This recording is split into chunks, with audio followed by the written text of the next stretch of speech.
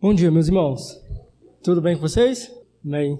Hoje nós falaremos então do Diretório de Culto de Westminster. Essa é a nossa lição. O pastor me pediu para que eu estivesse trazendo essa lição semana passada, e aí durante essa semana eu preparei esta aula para a gente. Uma aula muito boa, muito interessante. Antes de nós iniciarmos com essa aula, vamos abrir mais uma vez a palavra de Deus lá em 1 Coríntios capítulo 14, versículo 40. Quem achou pode ler. Tudo seja feito com decência e ordem. O contexto dessa passagem é um contexto em que Paulo está instruindo a igreja para que a igreja seja ordenada, para que a igreja seja organizada, para que tudo seja feito com decência e ordem. Esse é o contexto dessa passagem de 1 Coríntios. Se nós pegássemos aqui, por exemplo, Paulo ele vai dar uma série de instruções, que começa lá no versículo 26. Que fazer, pois, irmãos, quando vos reunis? Um tem salmo, outro tem doutrina, este traz revelação, aquele outro língua, e ainda outro interpretação. Seja tudo feito para edificação. Então, o contexto, o apóstolo Paulo vai falar sobre ordem no culto, sobre disciplina no culto. E é sobre isso que nós falaremos nesta manhã na nossa escola dominical, sobre ordem no culto. Pode passar.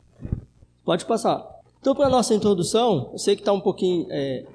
não podemos perder de vista o contexto em que o diretório de culto foi escrito. Nós falaremos aqui sobre o diretório de culto, mas nós não podemos perder de vista o contexto em que o diretório de culto de Westminster ele foi escrito. Ele foi elaborado em um contexto conturbado da igreja. A igreja estava sendo perseguida, havia perseguição por parte da igreja de Roma, havia perseguição por parte também da Inglaterra. Então, este é o contexto em que a igreja estava estruturando a sua teologia. E eles estavam também num contexto em que eles estavam se diferenciando, se distanciando da igreja católica, da igreja romana. Eu não gosto muito de usar o termo igreja católica, eu prefiro usar o termo igreja romana, tá? Porque a igreja católica somos nós, somos todos nós, a igreja universal. Mas a igreja romana já é a igreja institucionalizada, tá? Então a igreja romana, ela estava perseguindo a igreja, né? Então nós não podemos perder de vista isso. Havia a missa, havia bula papal, havia todo aquele contexto da teologia da igreja romana. Pode passar. E qual é o objetivo da aula de hoje? Nós falaremos hoje nessa aula de forma breve, de forma sucinta. Eu vou apresentar aqui um resumo que eu fiz, o resumo do resumo desse livro, do Diretório de Culto do Westminster. Até porque também é um livro assim, é muito extenso, né? Então não daria tempo. Então eu peguei os principais pontos e trouxe aqui na aula para a gente. Pode passar. Agora, irmãos, por que essa aula ela é importante? Essa aula sobre o Diretório de Culto de Westminster, ela é importante nós aprendermos, estudar sobre isso, para que haja uma reflexão por parte nossa a respeito do nosso culto, né? Como está o nosso culto a Deus? Nós temos tido zelo no culto a Deus, nas coisas de Deus? O nosso culto é um culto que agrada a Deus, que glorifica a Deus, né? Nós vemos hoje toda forma de extravagâncias, cultos que parecem mais um show do que de fato um culto a Deus. Um culto onde que é feito para agradar o homem, para que o homem se sinta ali confortável. Não quer dizer que nós não devemos estar confortáveis. Nós temos ventiladores, temos bancos, nós devemos estar confortáveis. Mas muitas vezes os cultos são para o homem, para agradar o homem, para satisfazer o homem, para que o homem se sinta bem. E aí no final eu já vi, né, que eles chegam assim até a pergunta: e aí, gostou do culto? Mas o culto não é para nós, não é para agradar a nós. O culto é para agradar a Deus. Então é para que haja uma reflexão por parte nossa. Como é que está o nosso culto a Deus? Temos tido zelo nas coisas de Deus? Pode passar. Agora eu gostaria de ouvir os irmãos. Nós iremos falando aqui e os irmãos, por favor, vão falando aí, vão conversando, vai dando a opinião de vocês. Os irmãos sabem o que é especificamente o diretório de culto? Já ouviram falar sobre o diretório de culto? Gostaria de ouvir os irmãos. Nunca ouviu falar? Já ouviu falar, irmã Cida? Já ouviu, presbítero Moisés? Já leu alguma coisa a respeito? Diretório a gente poderíamos trocar por direção. Direção de culto. Ordem de culto. O que é o diretório? O que é a ordem de culto? O que é a direção de culto? Vamos ver então o que é o diretório de culto. Pode passar, pastor. O diretório de culto é um documento redigido por grandes teólogos, calvinistas e aceito pelo parlamento inglês em 1648. Então, o diretório de culto é um documento escrito por teólogos reformados calvinistas, com esse objetivo de organizar o culto, de dar uma direção ao culto. Lembra como eu disse o que eu falei no início? Nós não podemos perder de vista o contexto. Então, no decorrer da aula, eu vou falando um pouquinho do contexto da época, por que foi feito o diretório de culto. É um documento que enfatiza a importância da pregação, ele enfatiza a importância da oração, é um documento que enfatiza os cânticos congregacionais, vai organizar os cânticos congregacionais e dá a celebração da ceia do Senhor e também do batismo. Não está ali o batismo, mas também fala do batismo, dos sacramentos, E aí nós vamos ver por que também dos sacramentos, tá? Apenas desses dois sacramentos. Ok, uma breve história então para a gente entender aí como que foi feito o diretório de culto de Westminster. Em 1600, tá dando para ver, tá? Mais ou menos, né? Em 1641, começou-se a haver um debate sobre a necessidade de ter uma direção de culto, de estruturar o culto. Então, em 1641 já começa-se a haver esse debate. Esses teólogos, eles começam a debater sobre isso. A gente precisa organizar, a gente precisa estruturar. Pode passar. E aí, em 1643, 2 anos depois, começa-se então a convocação dos lordes e dos comuns. Os lordes é como se fossem os mais importantes e os comuns é a ralé. Vamos colocar assim, Os menos importantes. Então, os lordes e comuns, eles começam a fazer essa convocação. Eles começam então a haver essa convocação para que haja então uma estruturação por parte do parlamento, por parte dos teólogos. E aí, pode passar. Em 1644, então, a Assembleia começa a tratar do assunto. Então, lá em 1644, lembra? Nós falamos aqui sobre lá em Westminster, que houve aquela reunião toda. Então, lá em 1644, essa Assembleia de Westminster, lembra que eles não trataram só do catecismo, mas eles trataram também do diretório de culto, lá em 1644. É como se fosse vários documentos que foram para a Assembleia, e um desses documentos foi o diretório de culto. E lá em 1644, então, eles começam a tratar desse assunto. Bom, então, após 5 anos, nós falamos aqui sobre a Assembleia de Westminster, o contexto. Lá na Assembleia de Westminster, ela produziu, então, esses documentos. O Catecismo Maior, nós falamos aqui, o Breve Catecismo, produziu também o diretório de culto, a forma de governo da igreja. Nós não falaremos sobre a forma de governo, mas falaremos especificamente do diretório de culto, e também o saltério. Então, a Assembleia de Westminster produziu esses documentos. O Catecismo Maior, o Breve Catecismo, o Catecismo de Westminster, e inclusive o diretório de culto. Pode passar. Então, o objetivo da elaboração do culto, do diretório de culto, é por causa da reforma litúrgica. Lembra que a gente falou aqui do contexto da Igreja Romana? A Igreja Romana, ela inseria imagens, A Igreja Romana fazia, a gente poderia colocar aqui, a igreja era feita em latim, o culto era em latim, a Bíblia era lida em latim, os membros não podiam ler a Bíblia, e a Bíblia não era lida na língua vernacular do povo. Então, se você estivesse lá na Alemanha, você iria ouvir o culto, ou iria ouvir a palavra em latim. Os membros não podiam ler a Bíblia, não podiam ter acesso à Bíblia. Tinha todo aquele paramento da igreja, Todo aquele ornamento, toda aquela beleza, e aí muitas vezes perdia-se de vista o culto. Então era para reformar a liturgia, os cânticos, o modo como a mensagem era pregada. Então foi uma reforma litúrgica geral. Um culto teocêntrico e a união dos cristãos da Inglaterra e Gales. E aí isso é importante, porque aí vai se haver esse diretório foi feito para que houvesse uma união entre as igrejas da Inglaterra e de Gales, para que eles tivessem uma mesma linguagem, falassem a mesma língua. Então, para que houvesse uma união da Escócia também, da Irlanda, e que fosse aceito pelas igrejas reformadas da Europa e da América do Norte.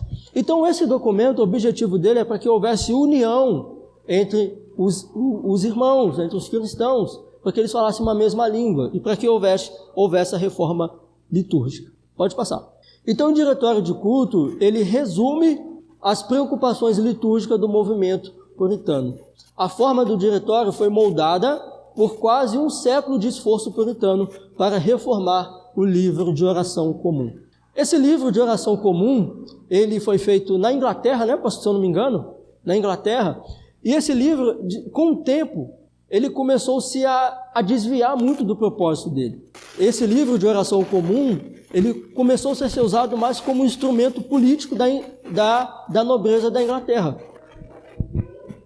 Sim, foi com esse objetivo, mas com o tempo, sim, isso, sim, não tinha, verdade. E aí é importante que esse livro, esse diretório de culto, ele vai se preocupar também mais com a liberdade do povo no culto. O livro de oração comum ele era mais preso, era como se fosse como o pastor falou, foi uma preocupação para reformar, mas ainda estava preso ainda às coisas antigas da igreja romana. Então o diretório de culto ele vem para trazer maior liberdade ao povo. O Michael Reeves, no livro A Chama Inextinguível, ele fala muito sobre o livro de oração comum. Aí ele fala ali as causas e consequências. O livro de oração comum ele começou a ser, não tem aquele terço, né, que a igreja romana usa. Aí cada bolinha ali é uma oração que ele deve fazer.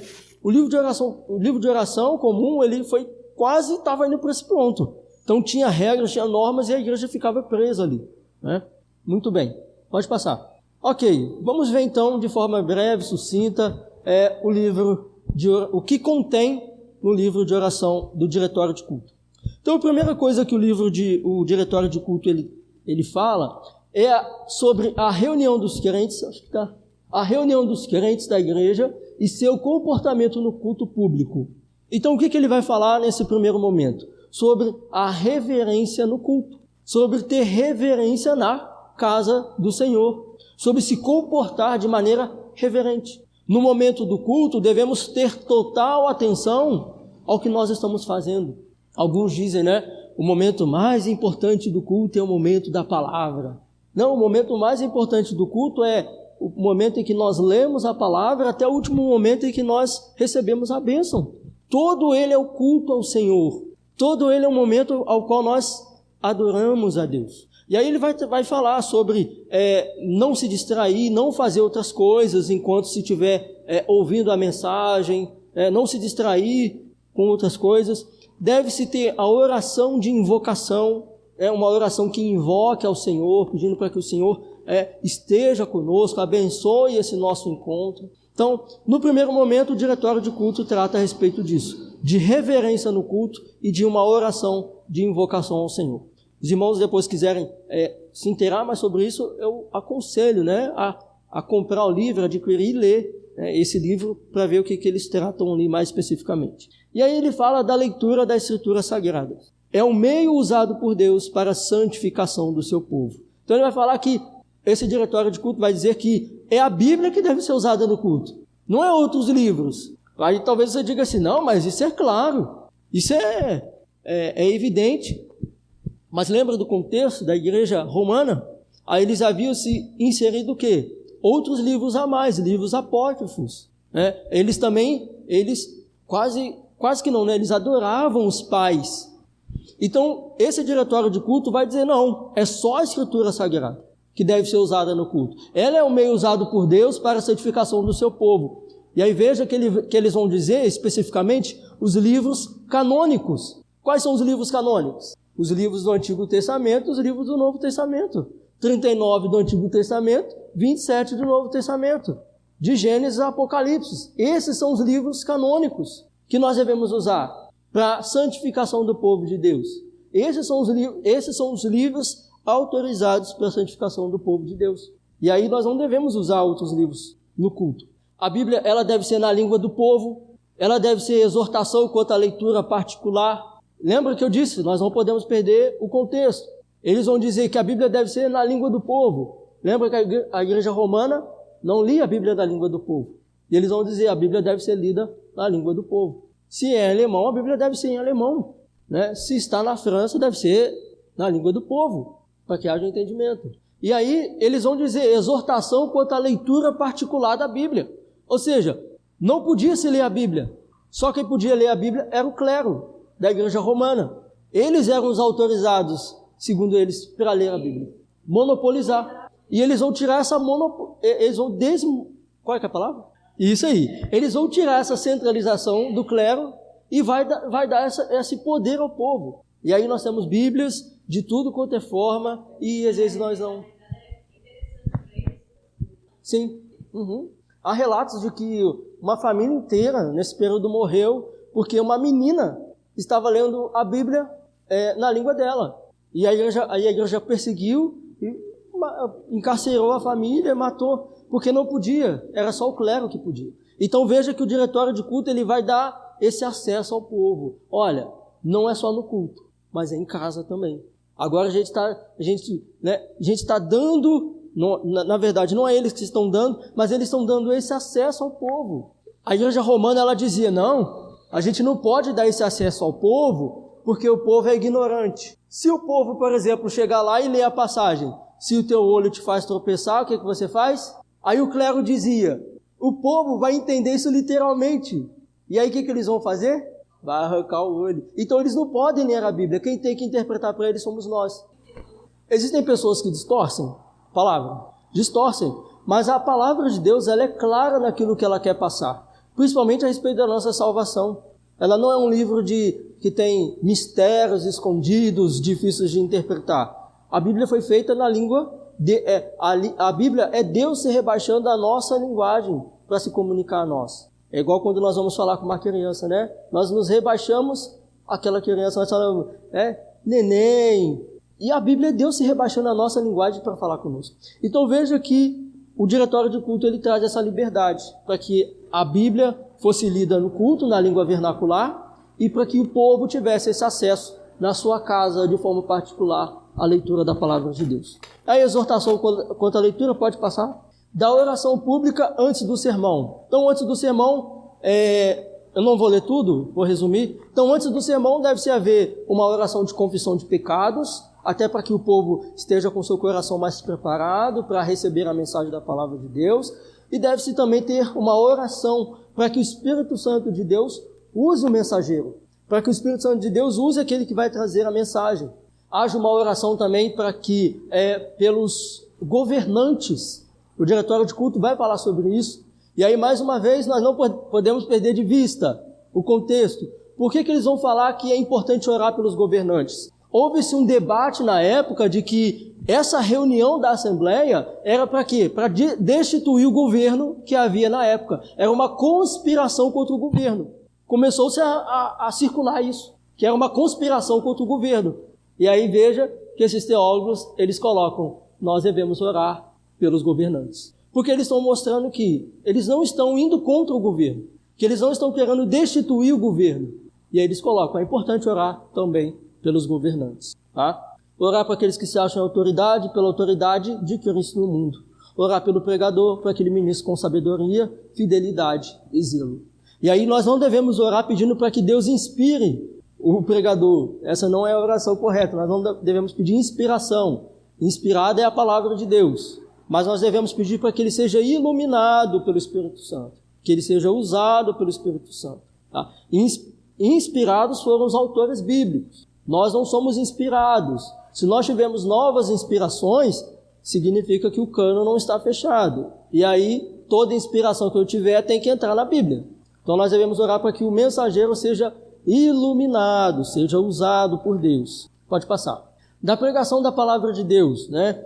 Deve ser realizada de tal modo que o ministro não precise se envergonhar. Então, ao ser ministrada a mensagem, deve ser ministrada de tal forma que o ministro não se envergonhe daquilo que ele falou, daquilo que ele ministrou.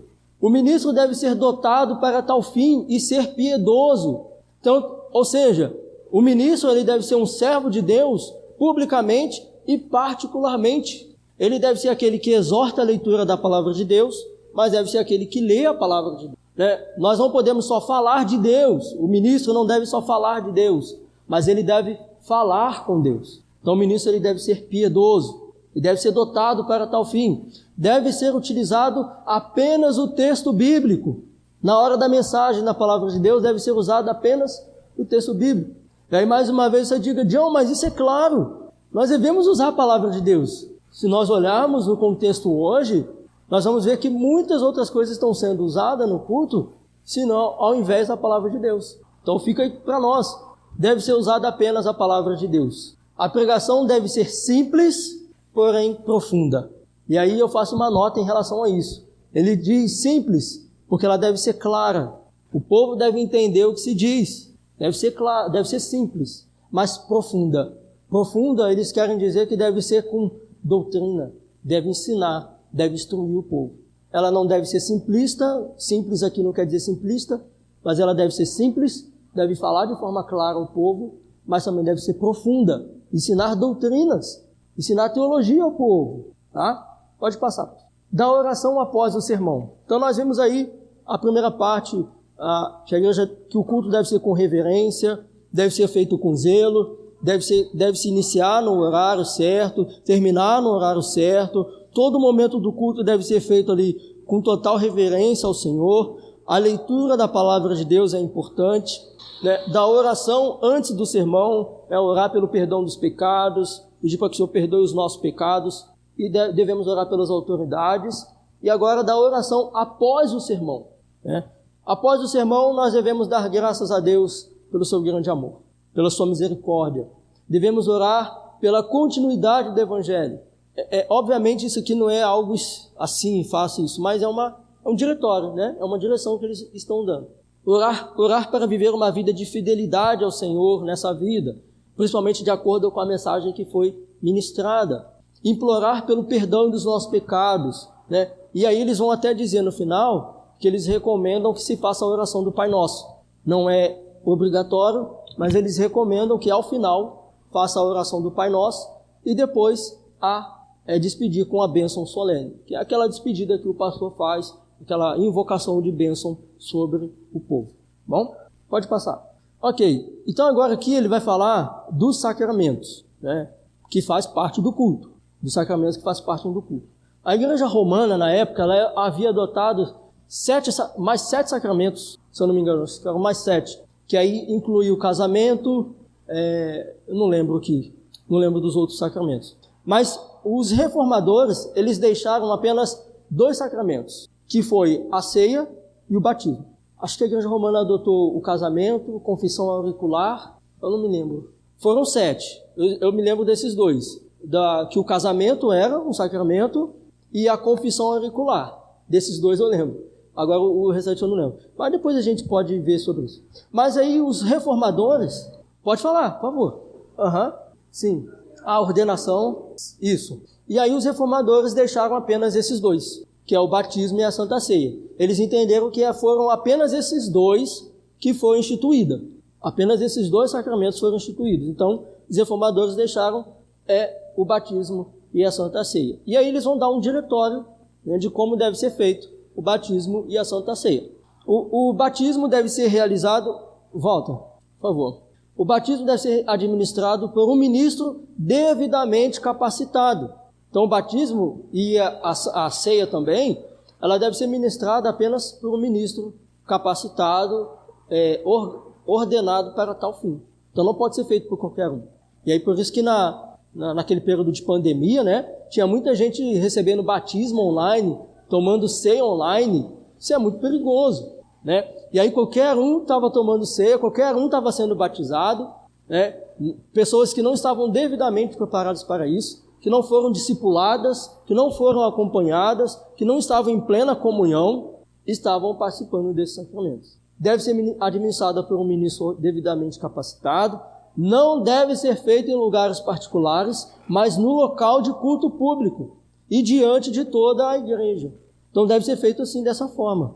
Antes do batismo, o ministro deve proferir algumas palavras de instrução, né? Dizer para a pessoa o motivo do batismo dela, explicar dentro da palavra de Deus, que a palavra de Deus ensina sobre isso, e admoestar os presentes, exortará os pais, orar pela consagração da água e o seu uso espiritual. Então deve ser feito isso, exortar aqueles que estão vendo da importância do batismo, da necessidade do batismo, exortar os pais para que cuidem, ensinem, instruem aqueles que estão sendo batizados, no caso de crianças, né?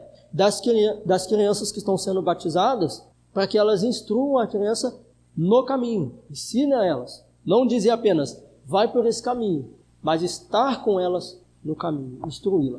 Pode passar, pastor. Da celebração da comunhão do sacramento, da ceia do Senhor. A ceia do Senhor deve ser celebrada com frequência e após o sermão. Após a mensagem, deve ser tomado a ceia. Apenas os aptos devem participar da ceia. Aqueles que foram acompanhados, aqueles que estão em plena comunhão, aqueles que já foram batizados, né? Só os aptos devem participar. Deve-se haver uma curta exortação quanto à importância da ceia, a consagração do pão e do vinho, né? E aqui nesse contexto não havia-se aquele debate, né? Se havia a presença real de Jesus ou se Jesus estava apenas, se Jesus depois se fazia presente, que a igreja romana dizia no caso do pão e do vinho, né? Que o pão e o vinho se transformavam, de fato, no caso o pão se tornava a carne de Jesus e o vinho se transformava o sangue de Jesus. É a transubstanciação. Não precisam gravar essa palavra, mas entendam isso, que era isso. Eles diziam que o pão e o vinho se transformavam, de fato, na carne e no sangue de Jesus. E aí depois veio Lutero. Aí Lutero falou assim, não é isso que acontece, não é a transubstanciação, mas é a consubstanciação. Lutero vai dizer que no momento da oração, o pão e o vinho eles não se transformam, mas há uma presença real ali de Jesus. Há uma presença real no momento da oração. Só que aí veio Calvino e falou, não é nem a consubstanciação, nem transubstanciação. Há uma presença espiritual. No momento da oração, quando nós consagramos, há uma presença espiritual de Jesus. Não é real e nem se transforma de fato, mas é uma presença espiritual no momento de invocação, de consagração dos elementos. E aí nós estamos lembrando de todo aquele momento de que Jesus passou, todo o seu sofrimento, toda a sua paixão. Jesus disse, fazer isso em memória de mim. Então nós estamos relembrando todo o pacto, né? Não só aquele momento, mas todo o pacto de Deus com o seu povo, de Gênesis até Apocalipse. O pacto que Deus fez com o seu povo desde o Antigo Testamento. Fazer isso em memória de mim. Isso é muito importante, viu? Não há uma presença real e nem se transforma, mas há uma presença espiritual de Jesus no momento da invocação do Senhor na ceia. Pode passar? Da santificação do dia do Senhor. Do dia do Senhor deve ser lembrado com antecedência. O dia inteiro deve ser celebrado como santo ao Senhor. O tempo livre deve ser de exercícios espirituais. E aí eu gostaria de falar um pouquinho mais sobre isso, porque o dia do Senhor tem sido negligenciado. Nós não temos observado com a devida atenção o dia do Senhor. Qual é o dia do Senhor para nós? Por que domingo é o dia do Senhor? Por causa da ressurreição? Por que domingo é o dia do Senhor? Por que não o sábado? Por que a gente não guarda o sábado? Sim? Deus ele fez a terra em quantos dias? 6 ou 7. E o 7º foi no sábado. Então veja, que Deus ele deu essa ordem para o seu povo que eles deveriam descansar no sábado, no 7º dia. E essa foi uma observância feita pelo povo judeu ao longo da história, como nós podemos até observar no Novo Testamento, o embate de Jesus com alguns judeus em relação a isso. Mas aí por que então a gente não guarda o sábado como os adventistas? Porque o nosso Senhor Jesus ele ressuscitou no domingo. Então agora o domingo é o nosso sábado. Mais uma vez, Deus ele fez a terra durante 6 dias e ele descansou no 7º. E quando Jesus ele ressuscita no domingo, é uma nova criação. Eis que faço nova todas as coisas. Lá em Gênesis, Deus havia criado o mundo. E agora, quando Jesus ele ressuscita no domingo, ele também fez nova todas as coisas. E esse agora é o nosso sábado. E Jesus, ele está acima do sábado. O escritor aos Hebreus vai falar sobre isso. Ele está acima do sábado. O sábado era o descanso para os judeus.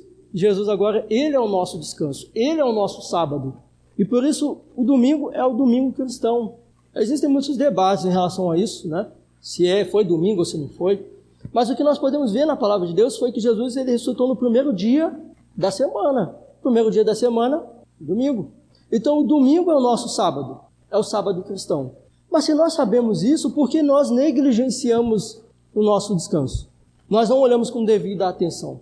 Por que nós não observamos? Lá em casa agora nós demoramos a entender um pouco isso, mas agora nós priorizamos o nosso domingo, que é o nosso sábado no caso, para dedicar ao Senhor. No sábado a gente já diminui um pouquinho o ritmo. Televisão, os afazeres de casa, a gente já começa e a gente já tem a pressa para fazer algumas coisas para não fazer no domingo. E aí nós procuramos descansar de tudo aquilo que nós fazemos durante a semana, para observar o dia do Senhor. As nossas leituras, eu indico, se for ler, eu falo com a Nath, né? A Nath não gosta de ler muito. Se for ler, faça a leitura de coisas espirituais, que remeta a exercícios espirituais ao Senhor. Filme lá em casa, domingo, esquece, televisão, não tem nada disso. A não ser que for, assim, um filme que seja de exercício espiritual, mas eu procuro não colocar.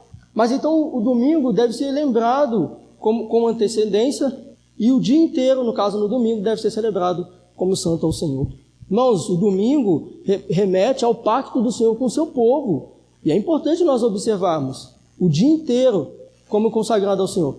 Não quer dizer que durante a semana nós vamos viver uma vida, não seja. Mas o domingo é o dia preparado para o Senhor. Eu vi certa vez uma pessoa, é só uma história, né? Uma pessoa dizia assim: Senhor, se o Senhor me der um dia para te servir, um dia para me consagrar ao Senhor, eu vou te buscar, eu vou te servir. Se o Senhor me der um dia em que eu possa me dedicar na leitura da Tua Palavra, na oração, nos exercícios espirituais, eu vou te servir. Se o Senhor me tirar de toda essa correria do dia a dia, para te servir, eu vou te servir. Aí Deus disse: então está aí, o domingo. Te dei o domingo. Então está aí. Então o domingo é o dia do Senhor para nós buscá-lo, ler a Sua Palavra. Sim. Até essa instrução de que no domingo seria até preferível não fazer coisas que levem a outras pessoas a trabalharem, para que também haja esse descanso, né? Lembrando, irmãos, nós não guardamos o domingo para ser salvo. Nós guardamos o domingo porque nós já somos salvos, tá? Os adventistas guardam o sábado como obras. Nós não guardamos o domingo como obras. Nós guardamos porque nós já estamos salvos, né? Não para ser salvo. É importante frisar isso. Então, da santificação do dia do Senhor deve ser lembrado com antecedência. O dia inteiro deve ser celebrado como santo ao Senhor. O tempo livre deve ser de exercícios espirituais. Então, não é de ociosidade. Não é simplesmente, eu vou ficar aqui sentado olhando para a parede, porque eu vou ficar deitado, dormindo, porque é o dia... Não, é um dia de exercício espiritual. Se for fazer visitação, de preferível que faça uma visitação evangelística, com cunho missionário, né? Se for fazer leituras, faça leituras espirituais. Se for ver algum filme, veja algum filme com essa finalidade, com exercícios espirituais. É um dia para o Senhor. É um dia que Deus nos deu para descansar de todo o nosso serviço mundano, né? Mundano aqui não quer dizer que, né? Mas de todo o nosso serviço secular, para dedicar então ao Senhor. Pode passar. As bênçãos solenes, aí agora a gente vai falar sobre as bênçãos solenes, sobre o casamento. Deve ser feito por um legítimo ministro, deve aconselhá-los e orar por uma bênção sobre eles, entre um homem e uma mulher. Eles vão deixar bem claro isso. O casamento deveria ser entre um homem e uma mulher. E um ministro devidamente capacitado, né, no momento ali na casa do Senhor, no culto a gente diz na igreja, né? Orar por eles, instruí-los quanto à importância desse matrimônio. Pode passar? A gente já está chegando ao fim. A respeito da visitação dos enfermos, aí eu só resumi, tá? Porque ele é um pouquinho extenso. Aí ele vai falar sobre a visitação dos enfermos, sobre o sepultamento dos mortos, o jejum público, solene, quanto à observação de dias públicos, de ações de graça. Então ele vai falar também sobre isso aí lá, ele vai esboçar um texto sobre isso. Pode passar. Do cântico dos salmos.